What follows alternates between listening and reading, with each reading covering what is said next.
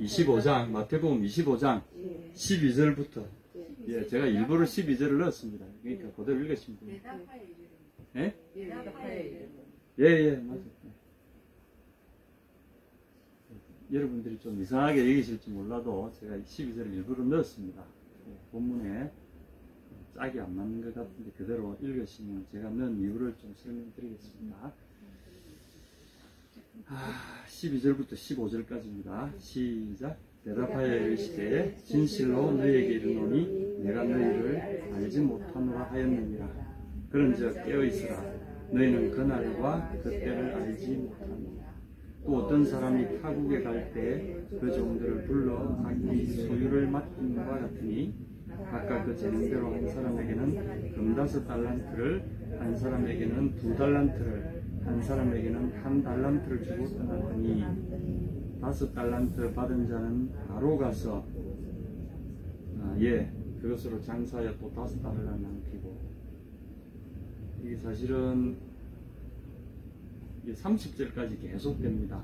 그리고 또 25장 전체가 이 비유로 점철되어 있고요. 그리고 26장부터 비로소 그 마지막 주간, 주님의 고난의 마지막 주간이 시작되는 기록입니다. 사실 이 마태복음 23장과 23장에서 25장에 이르는 이 장들은 양이 굉장히 방대할 뿐 아니라 이 내용이 예루살렘 여행기라고 하는 중요한 그 장르에서 압권에 해당됩니다. 그래서 이 부분에는 예루살렘에 가까이 오셨을 때 주님이 세상 마지막 날에 대한 그 말씀들이 집중적으로 비유 형식으로 여기에 기록이 되어 있습니다. 그래서 사실은 좀 우리가 읽기에 굉장히 두렵고 좀 때론 난해하고 한 이게 묵시적인 기록이 여기에 집중되어 있습니다. 예수님의 가르침 중에 묵시적인 기록이 사실은 그리 많지 않습니다. 초기 기록들을 보시게 되면 많지 않아요. 그냥 평이한 비유들, 이런 비유들이 우리의 일상과 관련됐거나 구원에 관련된 중요한 비유들을 그렇게 하셨는데, 이 23장부터 25장에 이르게 되면 너무나 극적인 비유들이 많고요. 그리고 23장에 보면 그냥 그 당시 종교 지도자들에 대해서 예수님이 그냥 사람이 감히 이러지 못할 정도의 저주를 퍼부으십니다. 뱀들아, 독사의 새끼들아. 퍼부으셨어요. 지금 그때 대형교회 목사님들이 그 소리 들으면 뜨끔뜨끔 해야 되는데, 그분들은 역시 또 똑같이 못 들은 것 같아요. 뱀들아, 독사의 새끼들아. 와, 여러분, 일반인들한테 이런 말을 하면 큰일 나지 않습니까? 근데 예수님 그렇게 하셨어요. 뱀들아, 독사의 새끼들아. 너희가 어떻게 지옥의 심판을 피할 수 있겠느냐. 그 말씀이, 그래서 오늘 제가 말씀들을 쭉 보다가 이 종말에 대한 주님의 말씀들은 묵시문학의 사실은 모든 소재의 핵심입니다. 그래서 그 뒤에 나중에 나오는 요한의 계시록이라든지 구약에 나와 있는 다니엘의 그런 계시 부분, 그 다음에 에스겔의 계시 부분, 이런 것들이 사실은 예수님의 이 마지막 23장에서 5장에 있는 이 내용을 압착되는, 귀결되는 그런 내용입니다. 이단들 중에 사실은 에스겔서, 다니엘서, 요한계시록 이런 거 가지고 이단들이 많이 써먹습니다. 그래서 우리한테 오지 않으면 이렇게 멸망한다, 이런 식으로. 왜냐하면 그것은 굉장히 비유가 점철되어 있어가지고 이래 해석하면 이럴 뜻하고 저래 해석하면 저럴 뜻하고 이런 내용들이기 때문에 이 사람들이 잘 속습니다. 그렇게 해서 성경의 일정 구절을 자기들 마음대로 해석한다든지 사람들에게 설명을 하면서, 제가 최근에 요즘도 한참 난리죠. 지금 신천지라고 하는 이상한 단체 있지 않습니까? 그것도 무슨 신천지 예수 무슨 교단 해가지고 예수 교단 총회 해가지고 그 사람을 대표를 무슨 교주를 갖다가 총회장이라고 부르고 교회처럼 꾸미는 거죠. 교회처럼 꾸미면서 그 총회장이라는 자가 하는 말을 제가 들어보니까 이게 완전히 그런 엉터리 이야기도 그런 엉터리가 없어요. 예를 들면 그 계시록을 강의를 해요. 그래서 구원을 받으려면 첫째는 천사들이, 계시록에 보면 천사들이 예리한 낫으로 이렇게 휘두르니 추수가 되었더라. 이제 그 구절을 가지고 구원받으면 첫째는 추수가 되어져야 한다. 그러므로 추수꾼들의 말을 잘 듣고 추수꾼들의 인도하심을 받아서 추수되어져야 된다. 신천지에 꼬여 들어와야 된다 이 말이죠. 그래야 자기들 추수꾼이라는 이름을 붙여가지고 교회 가지고 사람들을 꼬여내잖아요. 사기치는 거지. 오, 그럴듯하네. 그런데 그 말이 아니거든. 그 말하고 그런 비유들은 우리의 삶하고는 사실 아무 상관없는 그게 나오니까. 그 다음에 각 지파에 소속이 돼야 된대요. 12지파에 소속이 돼야 된대.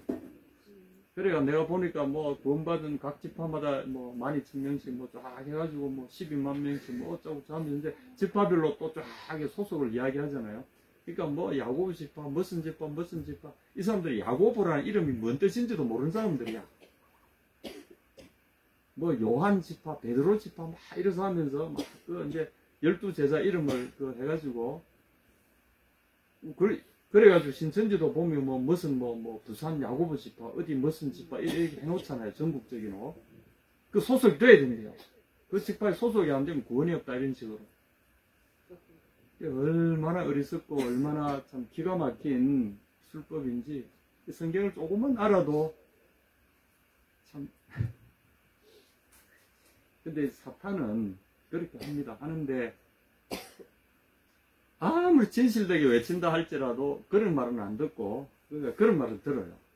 그래서 오늘 이 얘기 있는 말세를 두고 종말을 두고 현혹하는 사람들이 굉장히 많습니다. 그래서 23장부터 24장 쭉 보시게 되면 예수님이 계속해서 그 말씀하시면 말세가 되면 내 이름으로 와서 내가 그러라 하는 자들이 많을 것이다. 보라. 그러나 보라. 골방에 있다 해도 나가지 말고 저 들판에 있다 해도 나가지 마라. 절대 거짓말이다. 이런 세상에 인자가 임할 그날과 그 시는 아무도 알 수 없다. 아버지의 뜻 안에 있는 것이지 이것은 아무도 알 수 없다. 그러나 사람들이 보라 이제 종말이 왔다 하고 그리스도가 여기 있다 저기 있다 하고 너희를 미혹하는 자가 많을 것이다. 성경의 미혹이라고 하는 이 말은 사기라는 말입니다. 원래는 사기. 우리를 말하면 형법상으로 말하면 사기 행위입니다. 이 사기치는 자가 많다는 거죠. 우리 점잖게 번역에 미혹이란 말을 해놨는데 잠깐 사람들을 이렇게 혼미하게 해가지고 유혹하는 게 아니라 이는 완전히 떼놓고 사기치는 겁니다. 성경은 번역할 때 저는 좀 아쉬운 말이 있어요. 사기꾼들입니다. 사기꾼. 전부 다 사기치는 거예요. 내 말로 사기치는 자들이 있다는 거죠. 그러나 너희들은 분명히 알아라. 그리고 종말에 무슨 일이 일어날 것인가. 그 종말을 대비하는 우리들의 그리스도인들의 태도는 어때야 될 것인가. 요 부분만 분명히 우리가 알고 있어도 이 세상을 말세다 하는 이야기를 들을 때 오히려 우리가 더 담대하게 말세를 살아가는 사람들이 어떻게 살아야 된다는 걸 가르쳐 줄 수 있는 그런 믿음이 서게 됩니다. 이 말씀에 주목하게 됩니다. 그래서 오늘 첫 번째로 말세에 살아야 될 비유를 이야기하실 때 첫째 이제 말세는 어떻게 오는가에 대한 이해가 24장에 쭉 나와 있습니다. 보면은 24장에 이 말세의 징조들이 오고 또 말세가 임하는 이 모든 일들은 순간적으로 온다는 겁니다. 지금 24장 24절부터 26절까지 보면 거짓 선지자들이 많이 일어난다는 사실을 주님 이야기하셨어요. 지금 세계 곳곳에 이런 거짓말을 하는 자들이 있으면 사람들이 많이 따라갑니다. 희한하게 이단들이 정말 많이 일어나요. 그리고 이단들은 장사가 잘 돼. 그 안상홍 정인회라는 그 자들 한국에 이단 치면은요 막 가지수도 막 그럴 수 없이 많아. 그런데 이단들이 주장하는 대부분의 이것은 자기가 그리스도다. 자기가 그리스도. 이게 똑같습니다. 안상홍은 남자가 죽으니까 그 아내가 자기를 또 엄마 하나님 그래가지고 성경을 여호와 하나님이 가라사대 우리가 우리의 형상을 따라 우리가 남자 사람을 짓되 남자와 여자로 만들고 그러면 하나님이 하나님의 모습으로 남자와 여자가 만들어져서 그러면 하나님의 원래 모습은 남자 하나님, 여자 하나님, 아버지 하나님, 어머니 하나님 있네?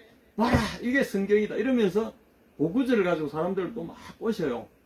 그래서 이제 안상홍 정인회 하니까 이 사람들이 안상홍 이단 이렇게 알잖아요. 그러니까 하나님의 교회 이름을 싹 바꿨어요. 저 부평입니까? 그 가면 그 본부가 있잖아요. 건물 큽니다. 사람들은 막 교세도 엄청나요. 그래가지고 뭐 자기들이 뭐 영국 여왕의 무슨 표창을 받았다는 동야 막 쫙 하고 그들의 그 거짓말 속에 보면 항상 성경 구절 하나를 집어넣는데 하나님의 형상대로 우리가 우리의 형상대로 남자와 여자를 만들고 그래서 지금 안상홍의 아내가 여자 어머니 하나님이야. 안상홍은 아버지 하나님 먼저 올라가셔서 이제 그들을 맞을 준비를 하고 있고 이 여자 하나님이 여기 땅에 그대로 강림한 채 있어서 이 한다는 식이에요. 근데 교회에서 그리 많이 사람들이 사기당해 가는 것 같아요. 그뿐만 아니에요. 그 신천지도 비슷한 논리로 이렇게 하는데 성경에 대해서 그렇게 무지할 수가 없어. 그러니까 그런 사람들을 어디서 뽑아온다고요? 교회에서 뽑아옵니다. 이야기는 대충 들었는데 아담의 아내 이브 같습니다.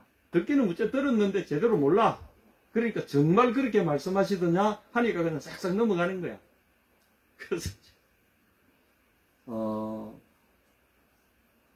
주님이 여러 가지 징조를 말씀하시는데 24장에 보면 첫째 그리스도라고 지칭하는 자들이 곳곳에 일어난다. 그래서 복음이 혼란을 겪게 되고 교회들이 멸시를 당한다는 겁니다.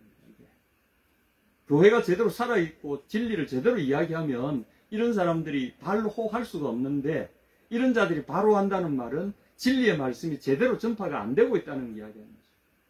그래서 사기치는 자들이 교회를 노략의 대상으로 삼아서 진리를 갈급하는 사람들이 그런 사기꾼들의 그물에 많이 걸려 넘어진다는 거죠. 그런데 주님이 이렇게 말씀하시 24장 27절 28절 한번 보십시오.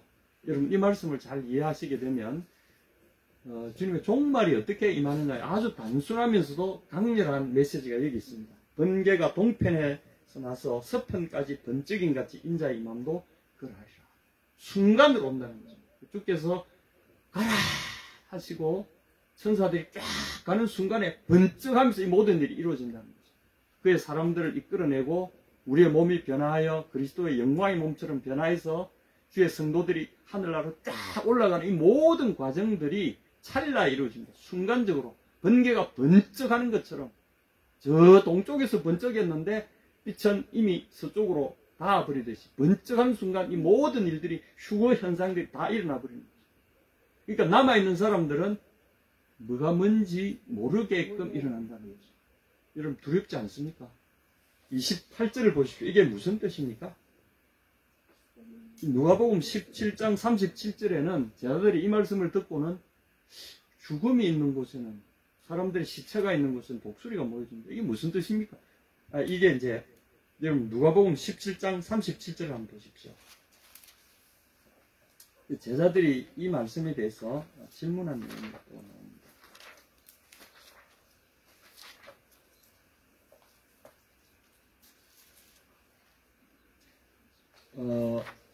여기는 이제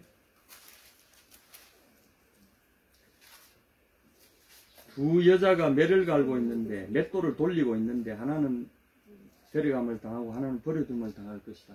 이 사건이 번쩍하는 순간에 둘이서 같이 맷돌을 돌리고 있었는데 눈을 번쩍 떠 번개가 치듯이 번쩍하는 순간에 눈을 떠보니까 옆에 있던 여자가 없어진 거예요.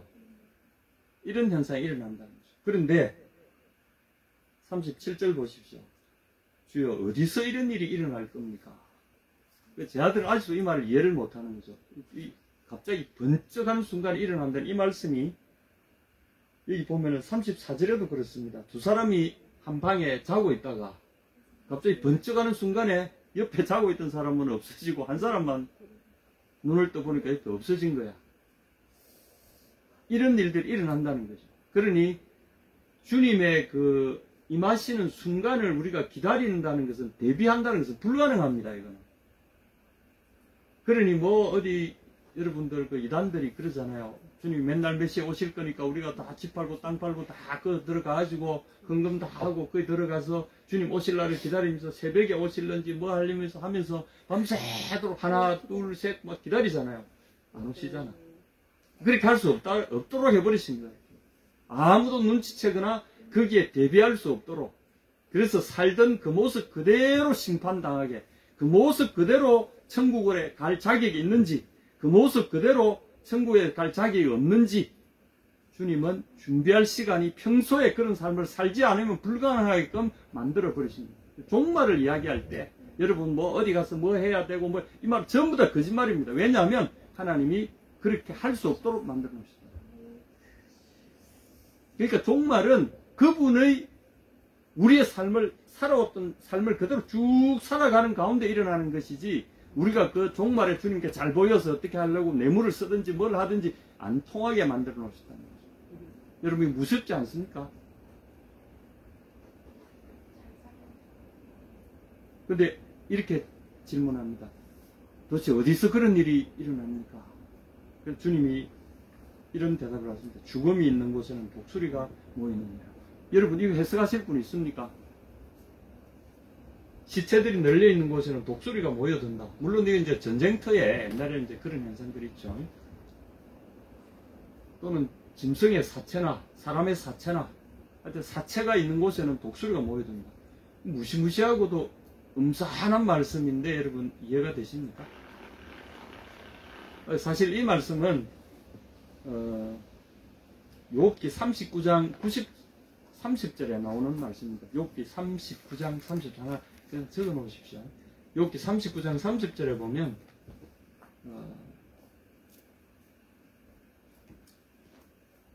먹이들, 죽은 먹이가 있는 곳에는 독수리가 모여든다.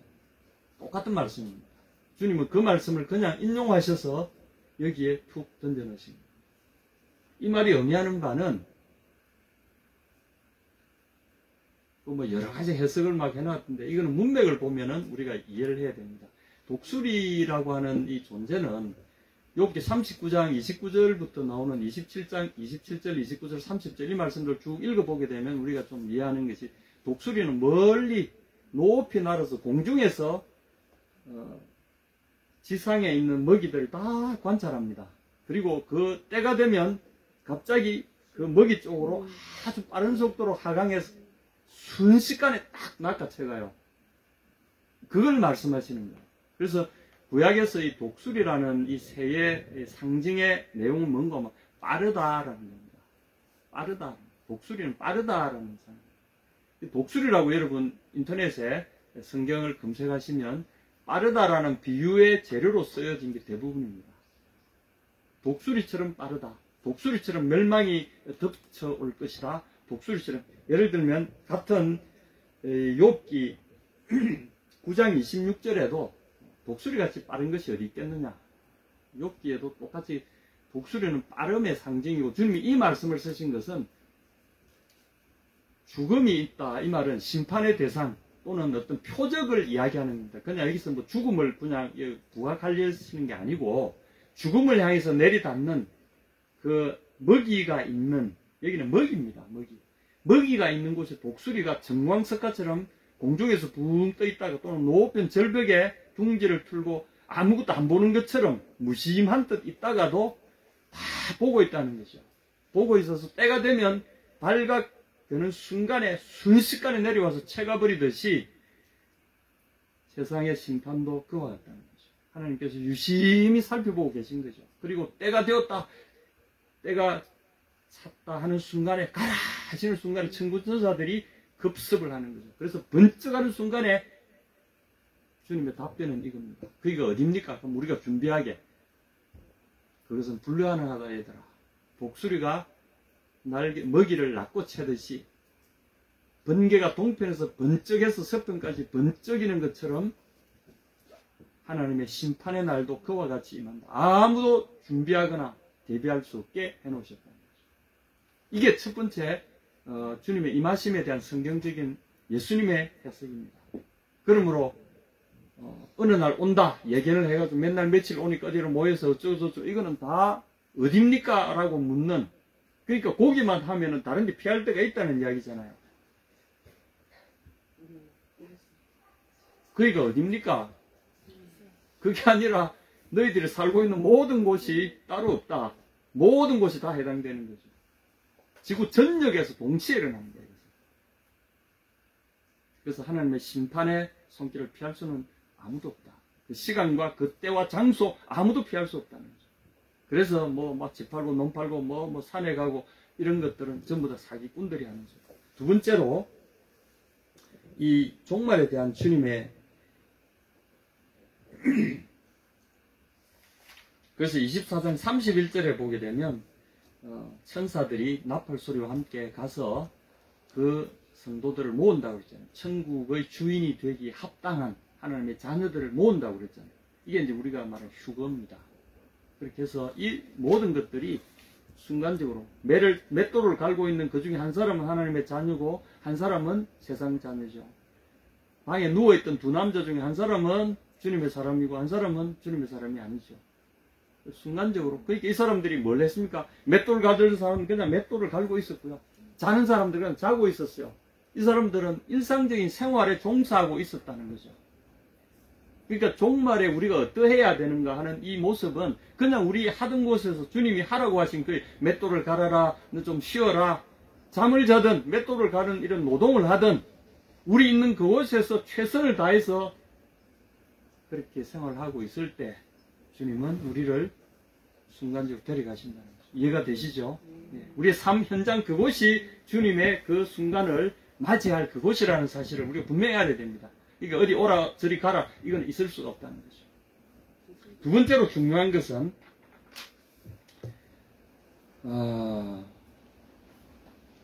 물론 우리가 지난 시간에 그걸 했습니다. 천지는 없어지겠으나 내 말은 없어지지 아니하리라. 그러나 그날과 그때는 아무도 모른다. 아버지만 아신다. 아들도 모른다. 그래서 그때는 우리가 아버지께 맡겨놔야 될 일입니다. 그리고 우리는 그분이 그 때를 아는 것을 때를 알면은 뭐합니까? 이제 다른 생각하려고 때를 알려고 그러는 거죠. 이 사기치려는 자들이 계속 이 때를 가지고 사기를 칩니다. 이단에 많은 이단들이 이 때를 알아내는 내가 하나님께 직통 계시를 받아서 이번에 뭐 2010년 1998년 뭐 며칠 온다고 그랬잖아요. 그 이장님 씨하고 뭐 담이 선교회입니까? 막 그래가지고 맨 1년 내내 그랬습니다. 뭐 사진 조작해가지고 막 그래가지고 막 천사들이 막 왔다면서 온갖 그래서 여기 보면은 홍수의 임함과도 같다. 세상 사람들 그대로 살다가 멸망당할 때까지 깨닫지 못했다. 이사장 39절입니다. 그래서 이사장 41절에도 보면 두 사람이 밭에 있는데 하나는 데려감을 당하고 하나는 버려줍니다. 누가복음에 있는 내용과 비슷한 내용이 또 나옵니다. 그래서 너희는 깨어있어라. 너희가 그때를 알지 못한다. 그래서 이제 그 다음에 24장 45절에 보면 충성하고 지혜 있는 종이 되어 주인에게 그 집 사람들을 맡아 때를 따라 양식을 나눠줄 자가 누구인가. 주님은 우리가 그 나를 준비하는 사람들이 아니라 주님이 주신 사명에 집중하는 사람들이 되기를 원하신다는 거죠. 그리고 그 때에 이 사람들이 그 사명을 잘 감당하고 있는지 못하는지, 어떤 사람은 그런 걸 안 하고 그냥 언제 오실 거야 짐작하고는 농땡이 피고 있다가 대충 어때 오실 때쯤 되면 그때서 이제 폼 잡고 하는 척 하려고 하는 사람도 있잖아요. 실제로 주님은 그걸 예상하셔서 이 비유를 이야기하신 거죠. 내가 올 때쯤 되면은 이제 이때쯤 오겠지 하고는 폼 잡고 하려고 그런 걸 막기 위해서 언제 올지 모른다라고 이 비유를 이야기해 주신 거죠. 세상락 좀 즐기고 그 다음 나중에 이제 내가 할 일 없으시면 그때 가서 교회 봉사 열심히 하리라 뭐 이런 분들 많이 있더라고. 그 내가 이 보십 48절 49절 주인이 드디 오리라 하여 동무를 때리며 술친구로 더불어 먹고 마시게 되면 생각지 않은 날 알지 못하는 시간. 이 말씀이 계속 됩니다. 그래서 이제 25장 드디어 들었습니다. 첫 번째 비유는 25장에 이때까지 제가 말씀드린 이 주님의 종말의 그 마지막 광경들은 아무도 모른다는 거죠. 모르게 순식간에 오게끔 하신 이유가 있다. 우리가 좀 이해해야 되고요. 그래서 우리가 있는 보내신 그 현장, 우리 윤희 집사님은 그래서 열심히 진료하시고 열심히 사람들 돌보시고, 권사님도 집에서 열심히 또 집에 밥하시고, 집에 또 왕비 돌보시고, 우리 또 새 집사님 열심히 또 보필하시고, 격려하시고, 그런 곳에 하나님께서 주실 상급이 그곳에 있다는 거죠. 여러분, 이거 놀라운 일 아닙니까? 우리가 대단한 일이 아니라 우리를 심어놓으신 그곳에, 내게 맡겨주신 그곳에 상급이고 숨어있다는 거죠. 근데 보시게 되면 25장 1절부터 처음 비유는 이 10처녀 비유죠. 5처녀는 미련하고 5처녀는, 이 미련하고 지혜로운 그 차이가 뭡니까? 예? 그렇죠. 이것은 길게 장기전에 대비한 사람과 장기전에 대비하지 못한 사람이죠. 믿음은 우리 평생도록 가는 거죠. 그러니까 대비해야 됩니다. 믿음을 이게 어느 순간에만 내가 바짝 믿어서 이게 절대 될 수 없는 게 속성 코스가 없는 것이 믿음입니다. 저는 교회에서 무슨 뭐 제자 양성 10주 코스 이런 거 하면 안 된다는 생각이 돼요. 10주 제자 코스가 제자 되는 건 내가 못 봤어요. 저는 한 20년 제자 코스를 밟은 사람인데 제자 안 되는 것 같아요. 아프리카 가보니까 아무것도 아니더라고. 그런 코스 없어요, 여러분. 우리의 삶 자체가 코스입니다. 오늘 바로 이 순간순간이 여러분의 코스고, 이 평생 나아가는 코스입니다. 물론 이제 때를 따라서 그런 것도 해야죠. 무조건 뭐 안 하는 것이 아니라 거기에다가 절대적인 가치를 둘 수는 없다는 거죠.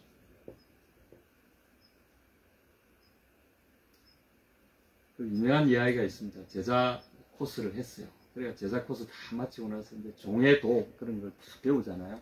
그래가 이제 내가 이제 종이 되었나 하고 그 인도하시는 분한테 거기 있는 학생이 물었어요. 목사님, 제가 이제 이 코스를 서번트 후드, 이거 제가 이제 종의 도를 배웠는데 제가 종인지 아닌지 어떻게 알아볼 수 있겠습니까? 제가 이제 좀 종이 됐을 것 같기도 한데, 종의 무슨 개념, 종이 되려면 뭐 방법 뭐 쫙 배우잖아요. 배우고 이제 내가 종인지 아닌지, 나도 이제 종이 이제 된 것 같은데, 종인지 아닌지 어떻게 알 수 있습니까? 시험 치면은 내가 100점 먹을 거는 있는데, 종이 되는지 어떻게 알겠습니까? 여러분 어떻게,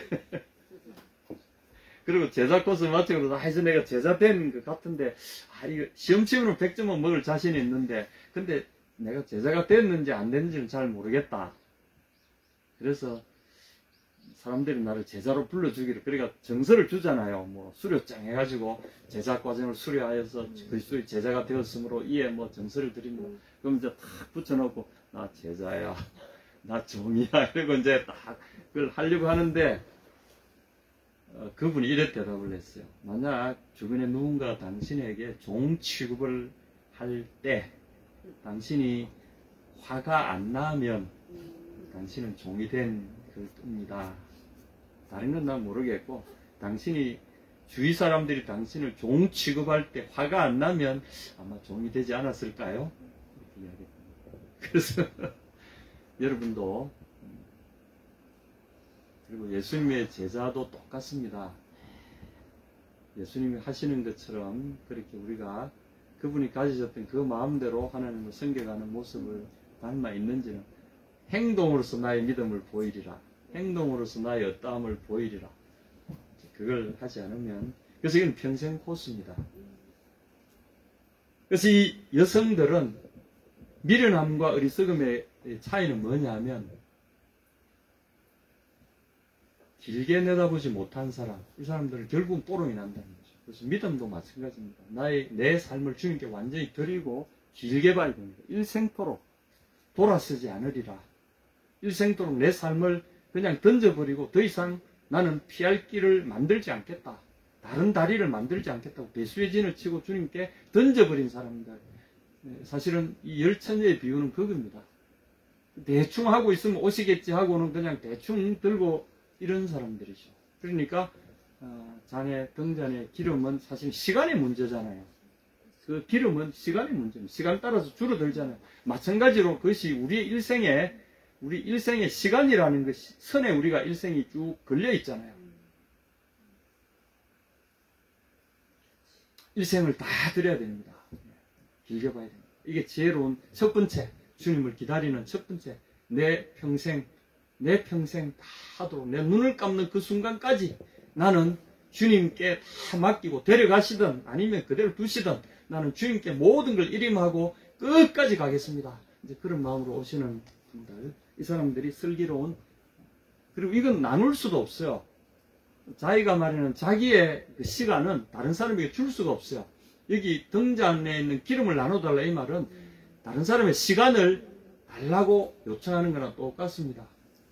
이것은 나에게 할당된 이 시간이 남에게 그렇지 않습니까? 나눠줄 수가 없는 거죠. 목숨은 다른 사람에 나눠줄 수가 없어요. 내게 할당된 내 인생의 시간은 남에게 나눠줄 수가 없어요. 미련한 5처녀는 이것을 나누어 빌릴 수 있을 거라고 착각했는지 모르겠어요. 그런데 그들은 거절당했잖아요. 할 수 없는 겁니다. 근데 그 다음에 보면, 그래서 이제 이 비유를 하신 다음에 오늘 본문처럼 내가 진실로 너희에게 이르노니 내가 너희를 알지 못한다. 이 사람들, 그 5처녀, 다른 사람의 시간을 빌리거나 사올 수 있으리라고 착각한 사람들을 향해서 주님이 나는 너희를 알지 못한다. 그러면 자기들도 요즘까지는 내가 했잖아요. 그래도 절반은 했잖아요. 절반이라도 좀 봐주세요. 그거 없다. 여러분, 이 비유가 의미하는 말을 좀 이해하시겠습니까? 절반은 없죠. 신앙에 있어서 절반은 없습니다. 요까지는 내가 잘 믿었는데 그건 없습니다. 그래서 나는 너희를 알지 못한다 할 때 야박하다고 생각하지 마십시오. 하나님의 이 천국은 너무나 귀한 거기 때문에 우리의 생명을 전적으로 우리의 모든 것을 드리지 않으면 천국에 들어갈 자격이 전혀 없습니다. 설령 우리가 다 바친다 한들 천국에 들어갈 자격이 원래 없어요. 왜냐하면 예수님도 우리를 향해서 모든 걸 바치셨듯이 우리도 그분을 향해 모든 것을 바쳐 주님과 함께 하지 않으면 하늘에 예수님께 합당하지 않다 그러셨어요.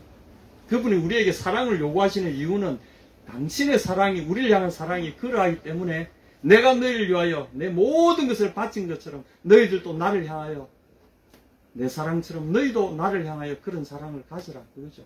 그게 사랑의 법칙입니다. 그리고 그것은 누구에게도 다른 사람의 걸 사오거나 빌리거나 할 수가 없어요. 그런즉 깨어있으라. 너희는 그날도 그 시도 알지 못한다. 그리고 이제 25장 14절부터 달란트 비유가 등장하게 됩니다. 이 달란트 비유는 뭐 너무나 잘 아니까 여러분 한 사람에게 5달란트, 2달란트, 1달란트였죠. 그래서 2달란트, 5달란트 이 사람들 적시로 가가지고 장사를 해가지고 또 그만큼 남겼잖아요. 근데 한 사람은 아예 주인의 의도를 간파하고 어떻게 했다고요? 아, 내가 쓸데없는 수고 안 하겠다. 이거 가지고 뭐 하겠냐. 그리고 원래 이 한 금 달란트는요, 이 돈으로 환산하면 1개 군단, 로마 군단의 하루치 임금입니다. 6,000 드라크마. 한 드라크마는 은전인데, 그리스 은전이죠, 드라크마. 데나리온이 로마 아마 은전인가 그래요. 6,000 데나리온에 해당되는 어마어마한 가치를 가진 것이 이 금 달란트입니다. 그러니까 이 한 금 달란트, 이거는 어마어마한 거예요. 어마어마한 건데, 아무리 숙련된 석공이라도 1년 연봉이 200 드라크마. 그럼 이 사람이 1년이 아니라 3년을, 2년 반을 꼭 안 묻고 안 쓰고 꼬박 모아야 600 드라크마밖에 못 받잖아요.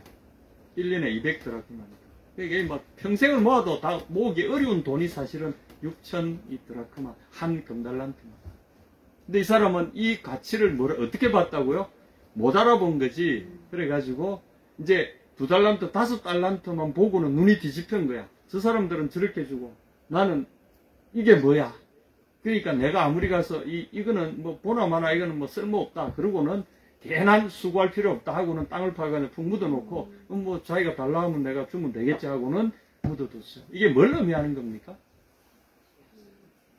자기의 삶에 대한, 자기 자신의 가치에 대한 평가를 어떻게 내리느냐에 따라서 인생이 달라진다는 겁니다. 여러분 이거 굉장히 중요합니다. 이게 왜 주님이 종말을 맞이하는, 종말을 대하는, 종말을 살아가는 사람들에 대한 태도로 주님이 이 비유를 보여주셨을까요?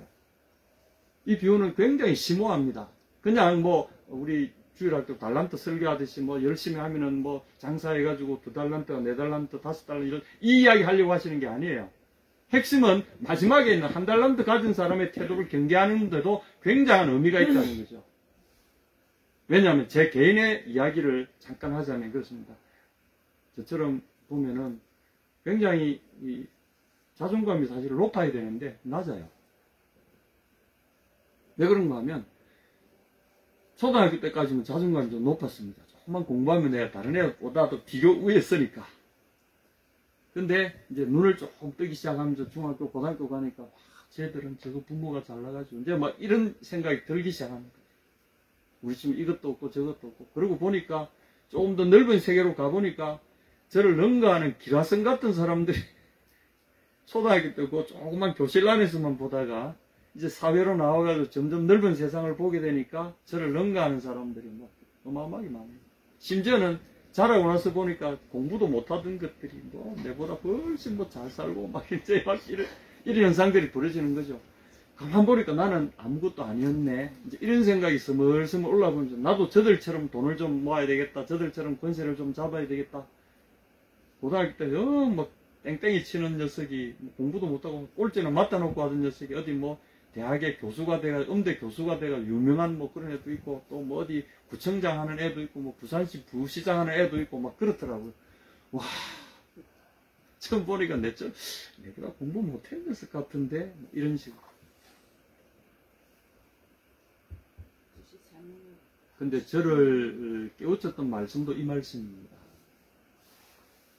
각 사람에게 맞게 어떤 사람은 1달란트, 2달란트, 5달란트 주시는데 첫째는 이 달란트 자체가 어마어마한 가치를 1달란트만 해도 어마어마한 가치가 있다는 거죠. 모두에게 각 사람이 감당할 만한 능력에 맞게 어마어마한 가치를 주셨다는 거죠. 그걸 이 사람은 간과하고 있었던 거예요. 비교만 해가지고 비교 열등감을 갖게 돼버린 거죠.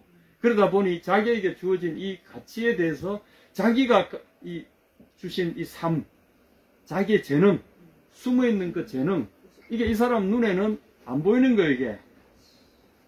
제가 외국에 살다 이렇게 와서 보니까 대한민국 국민이 된 것만 해도 이거는 막 자부심을 가져야 될 충분한 근거가 되는 대한민국 국적을 가졌다는 것만 해도 그렇습니다. 대한민국 국적 따려고 여러분 얼마나 많은 사람들이 마둥마둥하는지 아십니까? 전 세계 사람들 중에서 대한민국 여권 가지는 것이 대한민국 여권 가치가 거의 1위, 2위래요.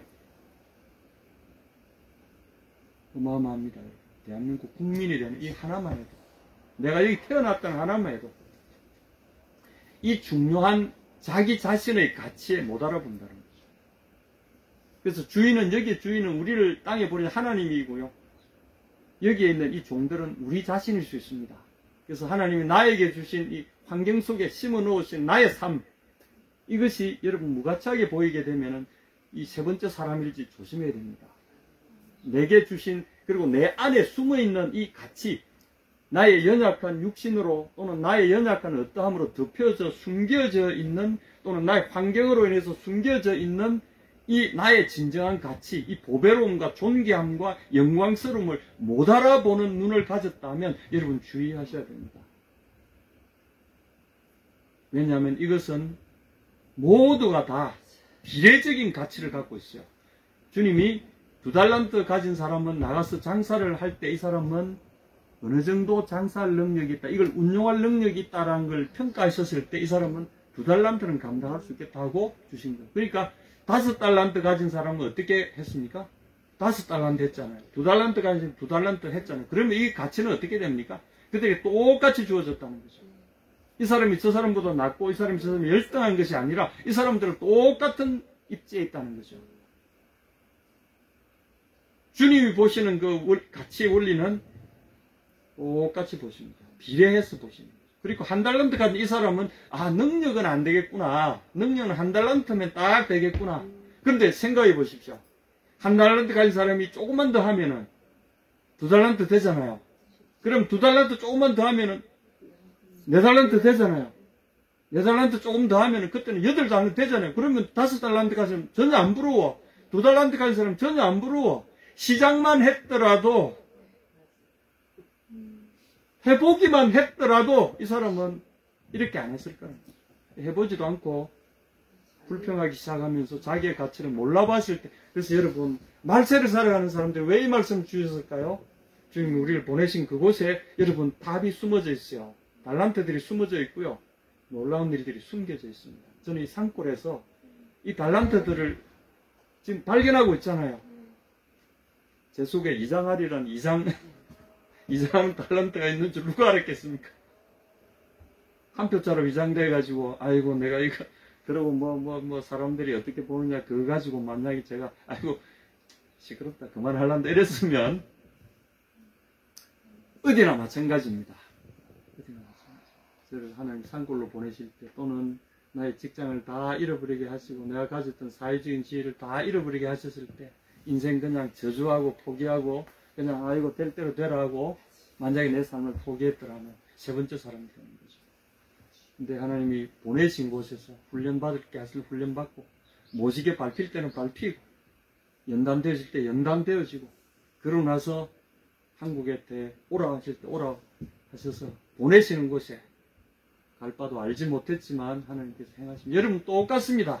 하나님의 사람들은 하나님 보내신 그곳에 놀라운 달란트들이 거기에 숨겨져 있고요. 그보다 먼저 자기 자신 속에 숨겨져 있다는 사실을 기억하셔야 됩니다. 그럼 구체적으로 이 달란트가 뭘까? 그 다음 비유에서 우리에게 암시해 줍니다. 오늘 말씀의 핵심입니다. 근데 이 마지막 달란트 이 사람은 주님께 책망받을 때 이 사람은 변명은 많아요. 변명 많이 하죠. 그죠? 첫째 사람, 둘째 사람 변명 안 해요. 변명도 안 해요. 그냥 열심히 일해서 보소서 남겼습니다 하고 칭찬을 듣는데 이 사람은 일은 안 해놓고는 변명이 많아. 여러분 이 구절을 잘 보십시오. 아, 당신은 원래 이런 분 아닙니까? 이런 막 주인은 오히려 원망합니다. 이것 줘놓고 어떻게 내보고 일하라 그럽니까? 그러니 저는 아예 그냥 당신을 내가 알아봤기 때문에 아예 그냥 이래 했습니다. 돼야 되는 거죠. 근데 여러분, 그럼 이 달란트가 도대체 뭘까 보십시오.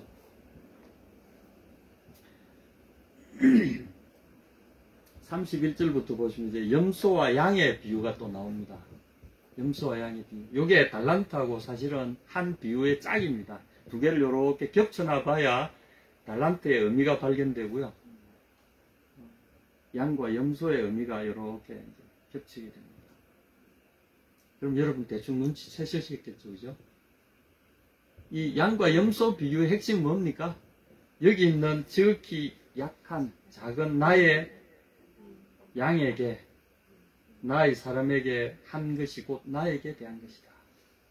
그러면 열심히 주님이 장사라고 하신 건 뭘까요?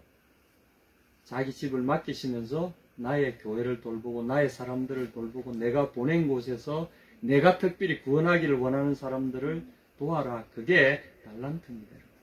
달란트로 장사하라고 하신 것은 바로 이 사람들을 도와서 하나님의 백성들을 키우고 보호하고 또 아직 주님이 구원이 필요한 사람들을 구원으로 이끌어내는 그 일. 니느웨에 파견된 요나가 어떻게 했습니까? 이 이방인들 죽든 살든 저하고 무슨 상관입니까? 이렇게 했을 때 주님은 네가 보기에는 그렇게밖에 안 보이냐? 나에게는 얼마나 귀한 존재인 네가 아느냐? 네가 심지 않은 밭도 이렇게 아껴 놓았는데 나의 만든 이 귀한 영혼들이 내게 얼마나 귀하냐? 요나를 보내실 때 요나는 내일도 아닌데 뭐 합니까? 이 사람이 한 달란트 가진 사람의 태도를 그대로 보인 거죠. 근데 주님은 이제 우리에게 말씀하십니다. 결산하시는 거죠. 불러다 놓고 2달란트 가진, 5달란트 가진 이 사람들이 한 일이 뭘까요? 찾아다니면서 주님의 일을 한 것이요. 그래서 주님의 이름으로 그들을 위로하고 그들을 먹이고 옥에 있을 때 가서 돌아보고 병든 사람 가서 부둥켜 치료해주고 약한 사람들, 가난한 사람들 돌아보고 방황하는 사람들 주님의 이름으로 그들을 주님의 따뜻한 품 안으로 이끌어준 사람들이죠. 그게 이제 우리 말은 의의 열매죠. 사람들을 건져내주고 하나님 나라의 백성들 궤도로 이끌어내는 하나님의 군사들이 하는 일들입니다. 달란트는 바로 우리에게 그것을 하게 하는 원동력인 거죠. 그 은혜고 하나님 우리에게 주신 깨달음이고 우리에게 주신 성숙함이고 우리에게 주신 재산과 건강이고 시간들이 딱 그 달란트에 해당되는 거죠. 그 총동원해서 뭐 한다고요? 내 이름으로 여기 있는 자들을 돌보는 일을 하는 겁니다.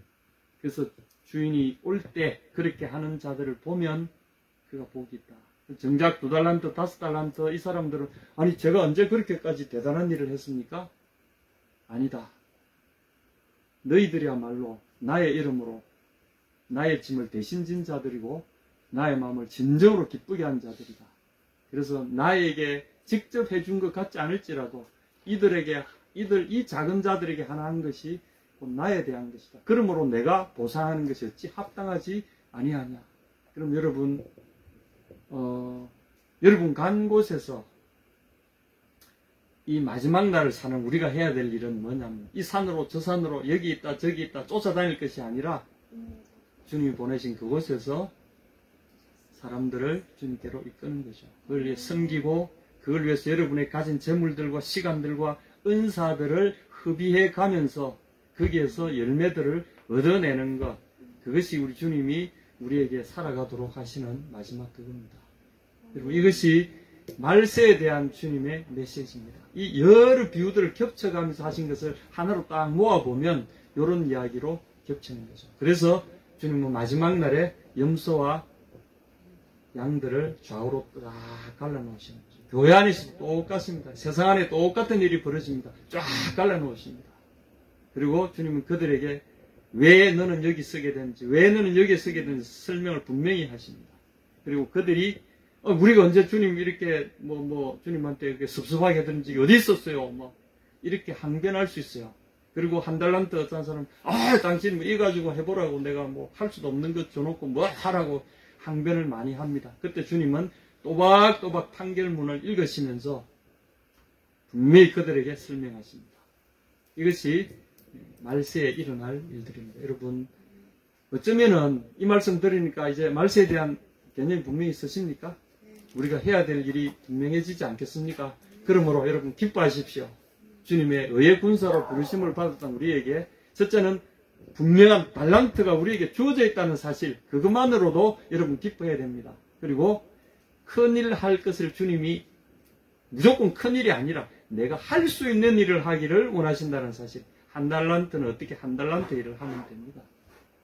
그러므로 내가 할 수 있는 일에 집중할 때 나에게 주신 은사, 나에게 주신 재능, 나에게 주신 시간 가지고 내가 할 수 있는 일을 하는 것, 그것이 뭐라고요? 주님께 상급받는 중요한 일입니다. 그래서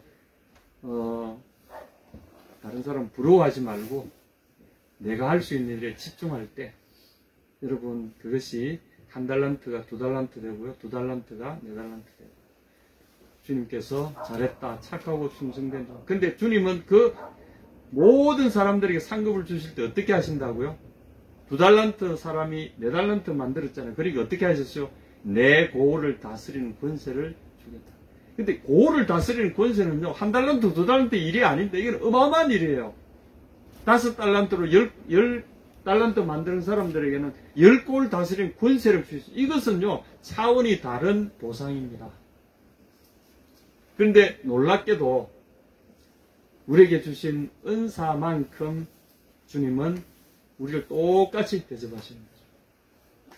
나중에 머나 비유도 똑같은 누가 보면 머나 비유가 있는데 이 머나 비유도 핵심이 뭐냐면 상급은 주는 그는 다 다른데 나중에 받은 상급의 양은 똑같게 상급을 받습니다. 이 뭔지 아시겠죠? 그러니까 여러분 5달란트, 2달란트 차별 있는 게 아니에요. 똑같은 겁니다. 그래서 상급도 똑같아요, 나중에. 어마어마한 상급이. 그래서 우리에게 작다고 여러분 낙심할 필요가 전혀 없습니다. 말세를 살아가는 우리에게 우리가 집중해야 될 일은 뭔가 하면 오늘 하나님이 나를 심어 놓으신 그곳에 집중하십시오. 거기에 주님의 상급이 있고 놀라운 기적들이 거기에 있다는 사실입니다. 여러분에게 주님이 이 은혜가 함께하기를 간절히 축원합니다. 아멘.